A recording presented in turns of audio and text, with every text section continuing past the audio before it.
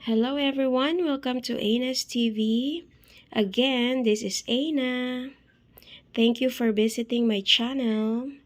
For today's video, I would like to share with you my upo recipe.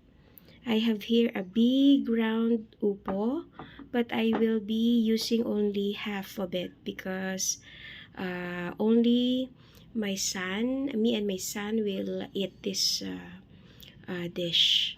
Okay, so ganyan ang itsura niya, oh, tingnan nyo. It's a fresh, no, young upo, round upo. 'Di ba meron din isang upo na pahaba, pero ito ay pabilog siya. So ito na siya. Binalatan ko na at hiniwa ko na ng ganyan.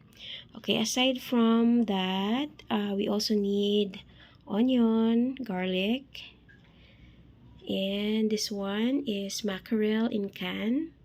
I will be using 1 can only of mackerel. And this is vermicelli soaked in water. Kasi matigas siya, no?